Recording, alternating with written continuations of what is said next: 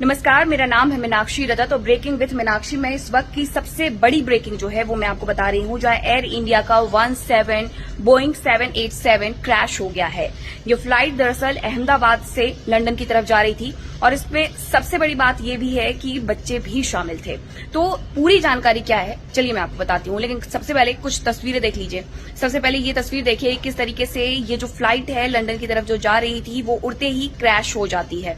Flight का जो वक्त था डिपार्चर का वो 1:10 का था।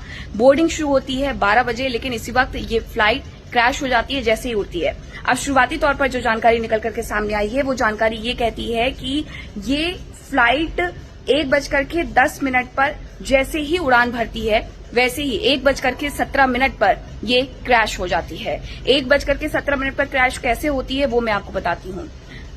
तो आपने ये वीडियो देखा, इस वीडियो में आप देख रहे हैं कि फ्लाइट जैसे ही उड़ान भरती है क्रैश हो जाती है। ये जा रहे कि बाउंड्री वॉल से टकराता है विमान, जिसकी वजह से ये क्रैश हो जाता है। लेकिन इसके पीछे की पूरी वजह क्या रही, हालांकि वो जांच का विषय है, थोड़ी जांच होगी उसके बारे में जानकारी मिलेगी। इस यात्री विमान में कितने यात्री सवार थे वो भी जान लीजिए, जो फ्लाइट अहमदाबाद से लंदन की ओर उड़ान भर रही थी।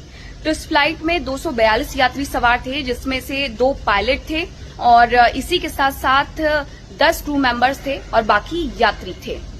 ये सभी ये सोच करके निकले थे कि अहमदाबाद से लंदन जाना है, कुछ ना कुछ प्लान रहे होंगे, लेकिन प्लेन क्रैश की वजह से सब कुछ खत्म हो गया है।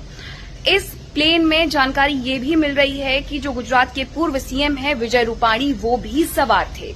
अब इस घटना के बाद इमरजेंसी सेवाएं घोषित कर दी गई हैं। डॉक्टर्स की छुट्टियों को रद्द कर दिया गया है। इतना ही नहीं, सिविल हॉस्पिटल के पास जब ये हादसा हुआ है तो सिविल हॉस्पिटल के तमाम डॉक्टर्स की छुट्टियों को रद्द कर दिया गया है।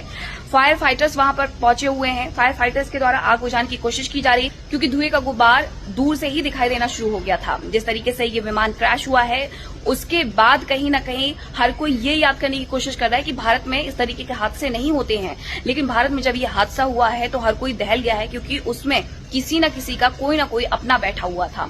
सब जानना चाहते हैं कि अब वो कैसे हैं।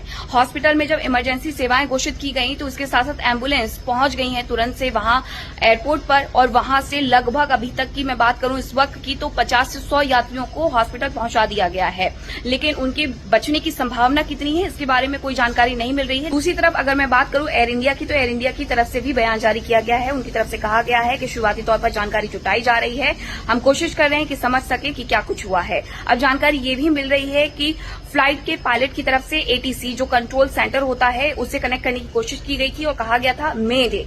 मेडे का मतलब होता है बड़ा खतरा। एटीसी ने लगातार कनेक्ट करने की कोशिश फ्लाइट के क्रू से करने की, साथ ही पायलट से करने की, लेकिन ऐसा नहीं हो सका, जिसके तुरंत बाद यानी उड़ान भरने के तुरंत बाद 7 मिनट बाद हादसे की खबर आ जाती है। अब गृह मंत्री अमित शाह ने इस पूरे मुद्दे को लेकर के कहा है कि जो हर संभव मदद है वो दी जाएगी। प्रधानमंत्री नरेंद्र मोदी ने एविएशन मिनिस्टर से बात की है और उन्हें जानकारी दी है इस पूरे हादसे को लेकर के, और इसी के साथ कहा है कि वो भी अहमदाबाद की तरफ जा रहे हैं।